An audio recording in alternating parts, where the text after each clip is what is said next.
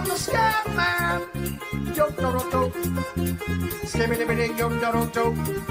Yo do do ba ba ba ba ba ba ba do. Ba ba ba ba do. I'm the lint in my pocket man. That's what I am today. After you find any good things in there? Oh, it was just like, look at the games last night. Like it's been a rough go. I don't know. Yeah. It sucks. And I don't mean to joke about it, obviously, because I mean, losing real money is losing real money. So here comes Josh on the 10-game Thursday slate with 3 plays. What about your streak? Did it miss out with the Larkin? Oh, yeah, because Detroit pulled a no-show versus Utah. No, I told you to stay away from that. You didn't tell me to stay away from Larkin. You said Larkin had a point in what, 4 games? No, I thought the offense could do more than one power play goal from the second unit. Yeah. And they erased the cop assist on it. You kind of get the feel that we're in under territory right now with the break on the horizon. Yes, and I think that was something you brought up last year that stuck with me when you say at what points of the season kind of are loose and what kind of points of the season are a little tighter. Now you see we are in the biggest stretch of non-timed off hockey before the break where everything's going. I don't know. It just seems like some sloppy games. New Jersey, Vegas was 1-0. Yeah. Like every game was 1-0 for a long time. It's St. Louis. So I have Jordan Binnington as my fantasy goalie. He didn't play. And right. So I see the score 1-0. I'm like, all right, shutout. That's 5 points. I go, look, Hoffer. I'm like, oh my God, this guy. So yeah. All right. Anyway, puck props presented by Bet99. We roll on a Thursday slate. PP whacked from producer Mick. Yeah, the PP was whacked hard. Lots today, but no, a small slate, and we look at it. Florida was the only one that I'm like, I should have went on that Florida side. Florida in regulation. I think that was the only one that crossed my mind that I could have used that rollover on. And now you're looking at the Eastern Conference, and now you're looking at a team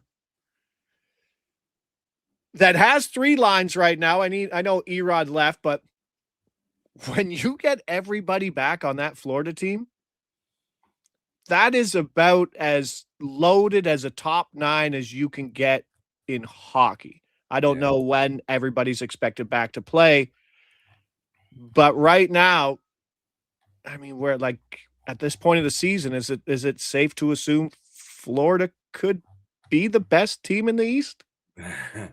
I don't know about the best team in the East, but one of the scariest teams in the East, I would suggest, because you just talked about it, man. They're missing Barkov, they're missing Tkachuk, but they're getting hot right now. They won 3 in a row. They're only 1 point out of a playoff spot. I think they're only 2 points out of the division lead, 3 points out of the division lead. They are 3 points out of the division lead in the Atlantic Division. And this is a team that nobody's really talked about all season because there's been that expectation that there's going to be a fall off with the players that they're missing. They're going to hang around, and then be a playoff team and create havoc. They're kind of on that pace right now. Do you not agree? Oh yeah, they are. They made me feel like I probably should have backed them last night. They score immediately. They're up 1. What was it? 1-2-1. Like they score immediately out of the second break, like 30 seconds in. And I'm trying to think of what the lines were in the playoffs. I know it was Lundell, Luosterainen, and Marchand on the top line. But what were the other 2 lines? Well, it was I think it was Verhaeghe, Barkov, and Reinhart, and then it was Tkachuk, Bennett, and Erod. Would that make sense? Yeah, that's pretty scary. That's terrifying. And then all of a sudden you have Mackie Samoskevich on the 4th line with like Greer and Boakfister. I don't know how they worked that out. Morning. Chat's going. Happy to see you guys here on a Thursday. Small slate in terms of plays, but we go through the board. We'll see how quickly we can go through. Stop me if I'm talking too much, Carlo, but let's go. Toronto, Washington, -150, over under sitting at 5.5. Washington still 1-4 straight up last 5 games with 1 win, a 2-0 victory over Columbus. The Leafs can get goalied. We know that. And now they got to face Logan Thompson, .920 save percentage last 30 days, 6-2-2. He's actually only 6-4 straight up over that stretch. Washington also a top 3 offense last 30 days. Washington coming off that 5-0 loss, so we could see some lines blended. Before the Matthews goal, the power play goal, power play was the worst in hockey over the last 30 days at 10%. I do lean on the Leafs team total under 2.5 at -105. My take, and you're probably just tired of hearing from it, but it's from a player's perspective. Has the narrative been built that it's just like us versus the fans at this point? Feels like it. It is, but like, do the fans also, like, both things can be true. The fans also have the right to be upset with the product being delivered, no? Absolutely. And I think the players addressed that post game saying, hey, I understand. Was it just eyewash though and lip service? It's debatable. From those guys, when Steven Lorentz was on your show talking about it, like, I believe when he says it, but when the guy's making $10 million a year say it, I don't believe it. Well, I mean, because he's been around long enough to hear it many times, right? I don't think it got any louder than it did when they lost Game 5 and Game 7 to Florida last year. And I think there's a carryover from that, right? There's a carryover from that. And then with the early season struggles and some of the player struggles and some of the attention that certain players are getting, it feels like that there's, a rift between the fans and the players. And Matthews scores the other night and he goes to the fans and he does the Hogan hand to the crowd. He's like, I can't hear you. Get up on your feet. Start cheering for us. We just tied the game. Was it that, or was he, hey, I'm listening to all the things you say about me. I can still score goals. But look, this is the discussion around this market in Toronto where people think that the media is too hard on these players. The media is not hard on these players. The media is just reacting to what they see. And how many nights at home do you have to see a team go out there and play a boring style of hockey where they're trailing, and the crowd's out of it, and they pay a lot of money to come watch and be entertained, and they're just not. But they were for 10 minutes of that game yesterday or the other night. 10 minutes. I hear you. You know what Ryan Whitney calls Scotiabank Arena? I don't. Do you know? No. Calls it the Yacht Club. Because it's quiet. It's quiet as hell. It's the best. That's the first I've ever heard of that. That's pretty funny. Yeah, over at the Yacht Club. Yeah. Yeah. But no, I kind of lean on Toronto team total under here, but it probably will be Logan Thompson. Hildebeest, like what's happening in goal here? Tonight? Wall go back? Yeah. Well, they play back-to-back Saturday, Sunday. I think they go Wall, Hildeby, Wall. Or if they want, so Nashville's Saturday, maybe if they want, I don't know. It wouldn't put it past me. Like, wouldn't surprise me if Hildeby is starting tonight. I mean, because I would imagine they've got to take a little bit of extra precaution with Wall, knowing what it is he came off of. And my understanding was it was a groin injury. Do you put him in back-to-back games, or do you let Hildeby get the net back because he's played good enough to warrant another start? Nick Porto asks, is the Toronto crowd too corporate? My answer is no. When they're not playing like high-level, expensive games, it's not. Like it's. I would push back against that. The whole lower bowl is corporate. Yeah, I've been I was in the upper bowl 2 games last week. It's still quiet. It's still. There's still Josh shouting, move your feet, 88, move your feet. Like, I was telling Brandon. Okay, but the noise generates from the bottom of the building, not from the top. But it's still like, I'm like, listen to how many boards you hear in like 5 minutes. Yeah. It's just it's a very quiet game of hockey they play. It's a weird way to say what hockey is, but it's a very quiet game of hockey. We'll see how that goes. See how Tom Wilson probably very excited to play the Leafs tonight. Edmonton at Boston. Can Swayman slow down the heater of McDavid? That's a big thing. Swayman, his last 15 games, 920 save percentage. He's 11-4 straight up over his last 15 games. More than 3 goals twice. 900 plus save percentage, 13 of those 15 games. 2 or fewer goals in 9 of those 15 games. And all of a sudden, Swayman is still 10-1 for the Vezina. I think he's a little long. I think he should be in the top 3. Boston, 5-1 straight up in their last 6. I think maybe a geeky Lindholm stack at plus 145s here, but I don't know. I think Boston continues to be undervalued. And in hockey, when you have a goalie, now they're healthy. Big time. For sure. But now they have passed it back. Like it's still a team that, how many years do we need to see where it's just like, okay, maybe this is still a good group that plays decent hockey. Well, we're 13 games in. When are they going to actually? But we've been saying this for 3 years too. Right. No, yeah. I know for Boston, but I'm just saying for this season alone, like you look at their roster and you're like, how is this team in the position that they're in? But at one point of the season, do you actually move beyond, well, I'm not sure I believe in them, to actually believing them? Right. I think you slow down McDavid tonight. I think that's kind of the point. I think we're at the point of the season, just like we're talking about Florida. We're like, here's some points in the season where you might look back on it and say that was a change. But Edmonton absolutely on a heater. I got nothing in that game, but I'd be afraid to back Edmonton because I think they can get goalied in this game. Minnesota at Columbus. Without looking at the screen and seeing it, I don't know if you've already looked. Minnesota has ripped off 5 straight wins, Carlo. 5-0 versus Washington, 6-2 versus Boston. They've held opponents to 2 or fewer goals in 5 straight, and in 14 of their last 19 games, dating back to November 7th.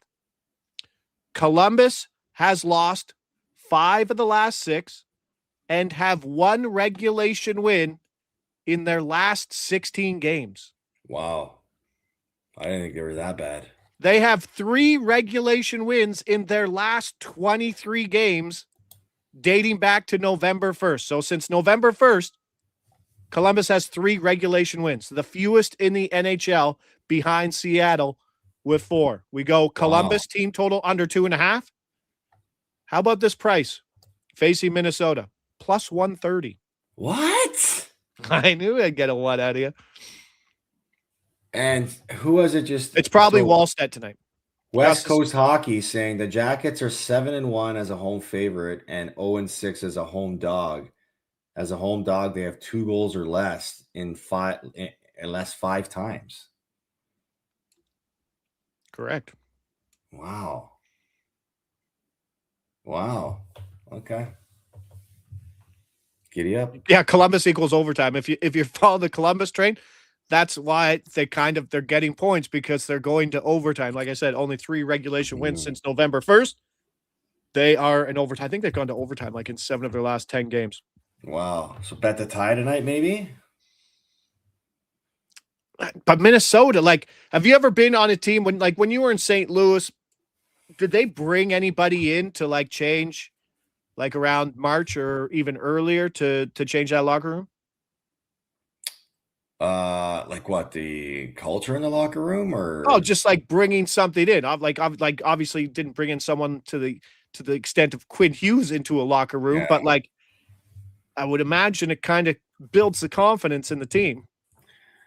Well, that stuff's always done in the off season, right? When you bring in guys to sort of help play a role on the team and help be a voice in the locker room. I mean, we had Keith Tkachuk there, so he was a big voice in the locker room. I know we had Dan Heino, Jay McKee there my first year. They were big voices in the locker room.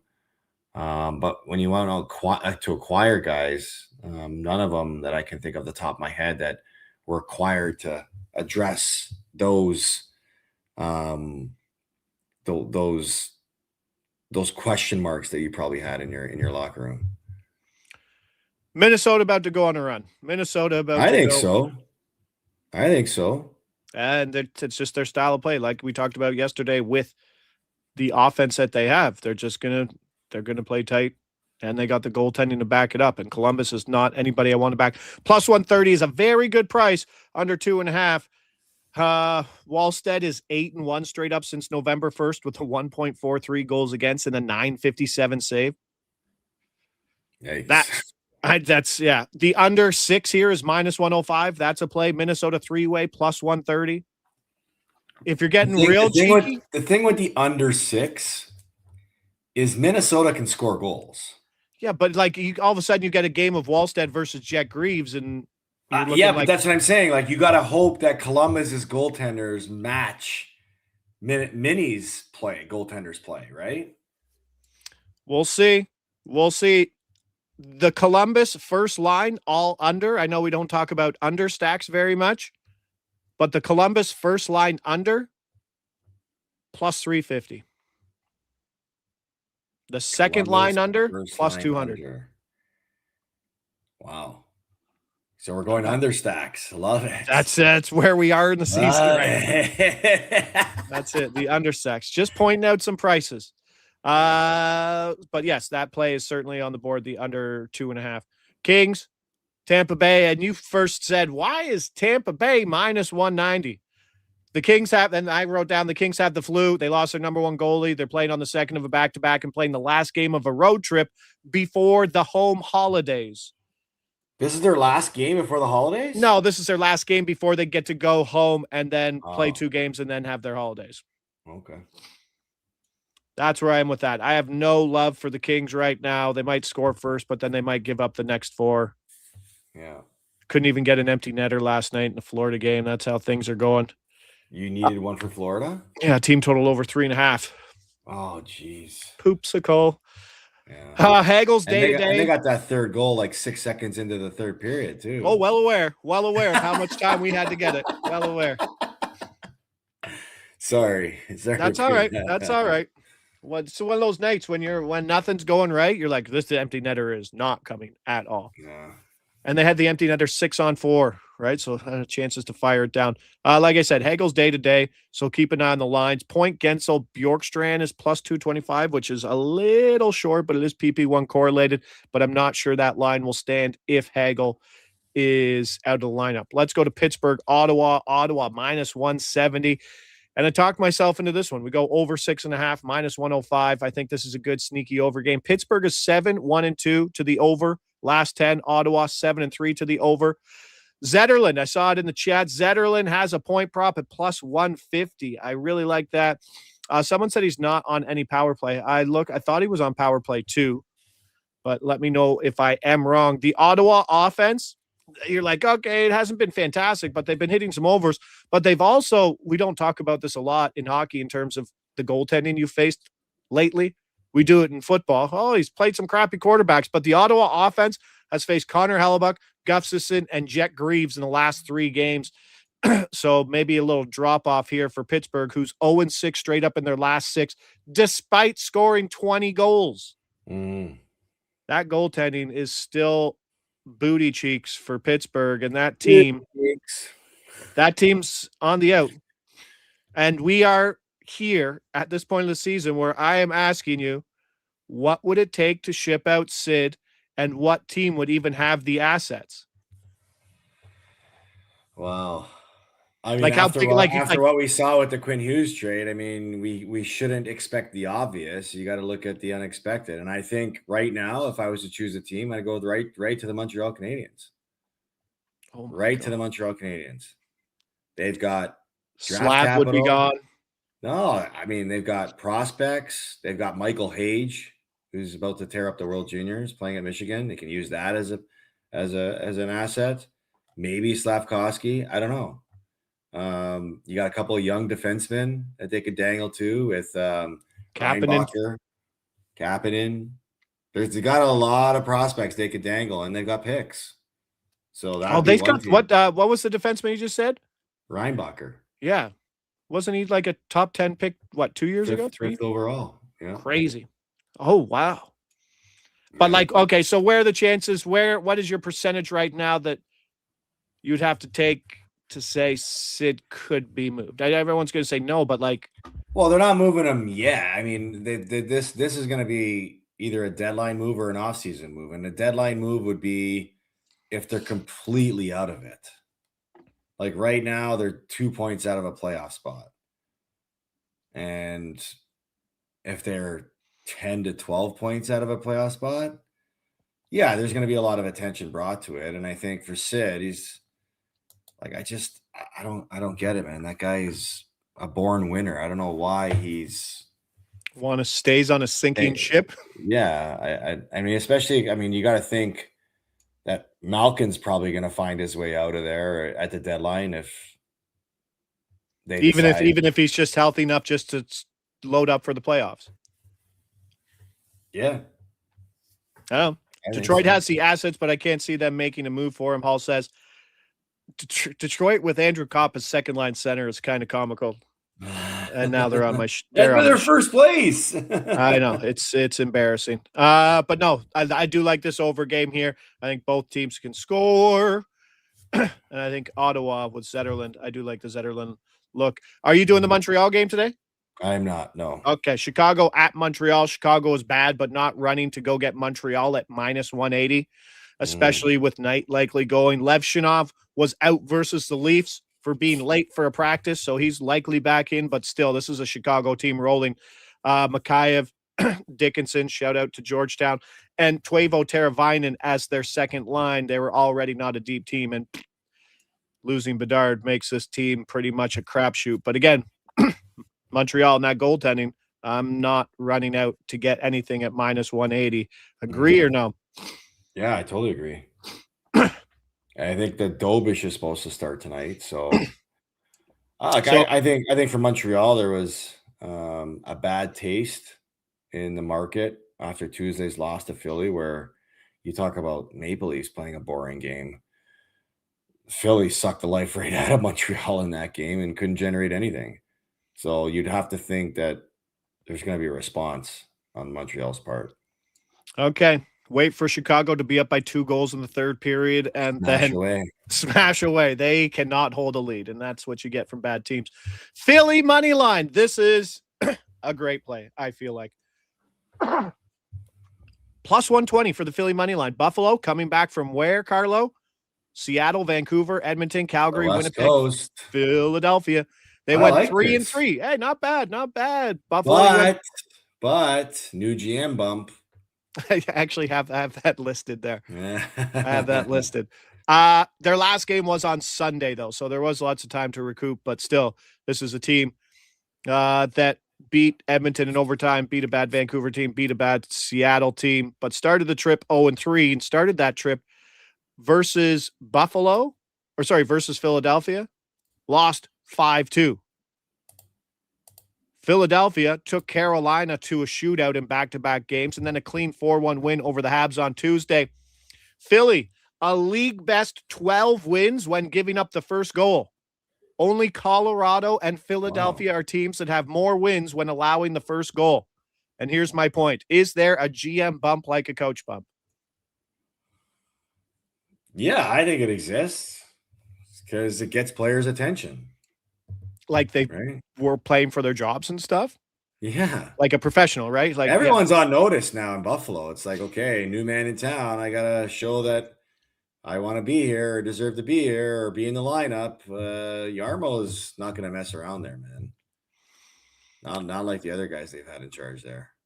So top line, Zegras, Konechny, Dvorak, they're plus 280 all to get a point. Not a bad price, but the Michkov Cates Brink line that I'm seeing mentioned in the chat, that's plus 525. They're getting about 15 minutes time on ice, so nothing crazy, but I believe they all correlate as well on the second power play unit. If you're looking for a Buffalo triple line, you got the Benson, McLeod, Quinn line at plus 425. They're all correlated, PP2. Sorry, I don't think Michkov, Cates, and Brink are correlated. I think Michkov's split. But if you take those two triples, Michkov, Cates, Brink, Benson, McLeod, Quinn, you get a plus 2,500 double triple stack. Wow, let's go. Double triples. Yeah, we'll see if we can scratch together some money today from Dutch soccer that didn't help yesterday. We can pull that one. Tuesday was better. Wednesday was no good on the Dutch soccer scene, but we'll go again. Go Philadelphia, who I think is a very underrated team, and Buffalo still the worst team in the Eastern Conference. Rangers, Seattle, St. Louis, plus 120. St. Louis. Can the Rangers score versus Binnington? The New York Rangers team total over 3.5 is plus 145. Over. Wow. Well, Bennington, I think somebody said it today that Hoffer started 5 of their last 6 games. Binnington's done. Binnington's And statistically the worst goalie who's played at least 11 games in all of hockey. wow. He should not be on Team Canada. Like, not even like dress him and let him sit on the bench. Like, thanks for the Four Nations. Can you imagine they just don't even take the guy that helped them win the gold at the Four Nations a couple months ago? But they're not the same. I know that's like these dinosaurs are picking teams and wondering. You're like, no, do not go get Jordan Binnington. Yeah. That would be like, I don't know, who's awful, who's playing awful that they had on the team offensively that's probably not coming back. That's a tough one, man. I don't know. Does Mark Stone get a sniff again? Like, I think he does. Oh, good God. Because, I mean, Mark Stone is not going to be a top 6 guy, but dude, have you seen his point per game average this year? It's one of the best in hockey. It's one of the best. This guy can be your perfect bottom 6 forward. Very versatile. Can play a checking role. Can be on the power play if you need him to. Can kill penalties. Play in your face. I find it hard that they don't take Mark Stone. Yeah, but I'm getting that laughy. So that 4-player point parlay that was seen down at the bottom, you got Graf, who's playing on the top line in San Jose, Zetterlund playing in the top line in Ottawa, Dvorak playing in the top line in Philadelphia, and the Frenchman, Alex Lafreniere, who, when it's said and done, you might think it's the other one that's spelt like that in L.A., the Laferriere, might have a better career than Alex Lafreniere, which is absolutely crazy to think when we're breaking news. That's Carlo breaking news. No. That's too bad. Not yet. He's always injured. Yeah, Travis Konechny doesn't come back to Team Canada. There's one. Travis Konechny? I don't see him coming back there. Yeah, I say Travis Konechny. What? Going back to Team Canada. Yeah, do you think he's going back to Team Canada? No. Yeah, I don't either. I did my list today. Did you not see it? Yes. No, I didn't.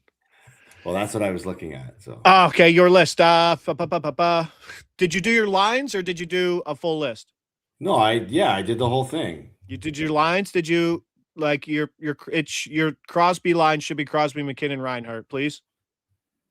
Here, the Crosby. No, I had McKinnon with McDavid. Okay, why?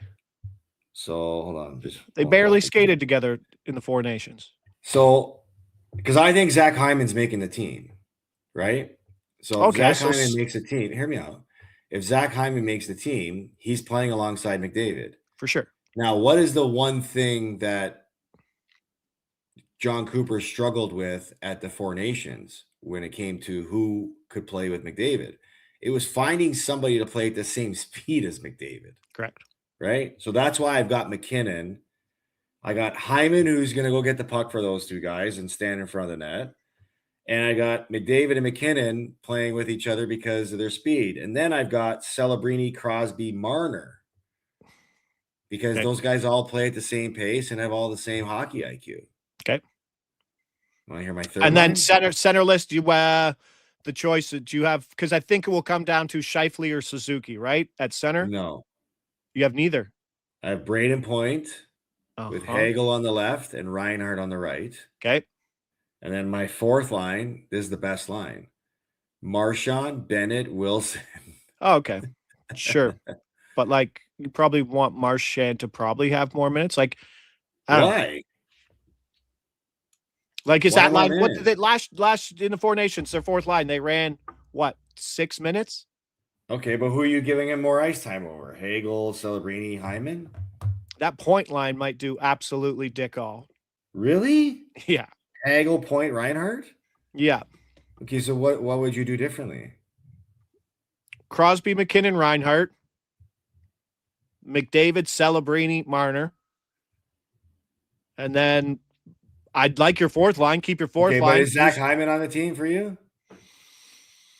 It depends on how big McDavid's voice is if he wants him on there. Okay, right? but no. I'm asking you. Are you taking? No, Zach I don't want. Hyman? I don't want him there. Well, Okay, he's let's pretty say hot he is right there. now. Then he goes there, and then you put Marner on a third line. Yeah, Marner looked lost in the Four Nations. Well, you can't say he looked lost. I mean, you see the He lost his opening job on McDavid's line. Okay, he scored the overtime winning goal in the first game, and in the finals, he set up 2 of the 3 goals. He was on the fourth line to start that game. But what I'm saying is that, like, I get what you're saying, but the impact that he had in those games got the attention of John Cooper. Yeah, Cooper loves Marner. I get it. So, what's happened to my giant defenseman who's undrafted from North Dakota on the World Junior team? who? Vierhoff? Yeah, did he make the team? I don't know. Yesterday was an exhibition game. I think the other guys are playing today. Oh, I need some Vierhoff. I need some Vierhoff in my life. He's a monster. Yeah. All right. It's a great draft, man. Deep defenseman draft. Awesome. Looking forward to it. Boxing Day, one of the more exciting days on the Canadian calendar. Are you working World Junior stuff at all or no? I'm not, no. Okay. Awesome. No. That's what we got today. 3 plays. We got kicked in the groin yesterday. So I got 3 plays here today. 3 plays I like. No, kind of propless. Other than that, Lotto at plus 0.25. Some football today. Kyron Williams finds the end zone. Rashid Shaheed, longer 20+ receiving yards. All right. Longest reception. I got fantasy implications. I've got Kyron Williams and I got Colby Parkinson. Am I starting both? Depends. Yeah, because I mean, if Adams isn't up to 100%, like Adams He's not playing. Okay, so you're now losing a guy that was getting like I know 80% of your red zone targets. Yeah. So the next one is probably Colby Parkinson, and then they run the ball a little more than they're used to. So I think you can get Williams at like plus 110, and he's been getting more looks. Like my fantasy matchup is basically on the line tonight. It's 2 players. I got to get something good out of them tonight, or I'm screwed. Seattle D is pretty good, sure. If I had won that stack yesterday, today's rollover for $1,300, yuck, for $1,300 would have probably gone on the Rams money line tonight. You like him that much, eh? Even without Adams, yeah, I really do. Okay. But keep an eye out. There is supposed to be like 20-mile-an-hour winds early in the game, possible rain. It's an interesting game. It might settle down later, but they're talking gusts of up to 40. Yeah. It could be a crappy weather, stereotypical Seattle game. Okay. I just want to see Darnold just absolutely fall on his face. It's about that time, right? Yeah, it's about that time of year. Yeah, it is. And he almost did the Rivers on the weekend. Right? That's what I'm saying. Like he almost lost to Phillip Rivers. Yeah. If this team can't run the ball, they're in trouble. Rams all the way. Let's go. Great show. Appreciate everybody there in chat. Appreciate producer Mick as well. NHL Puck Props presented by Bet99. Keep an eye out for the stack today. I might do something with that Philly-Buffalo game. We'll see. But I don't know how much of a boost I'll get on a plus 2,500 triple double stack, but we'll see it at that. Let's get those picks back. We go back again tomorrow, 10 a.m. Lead us out, pal. It's rock and roll, buddy. Rock and roll. Ciao.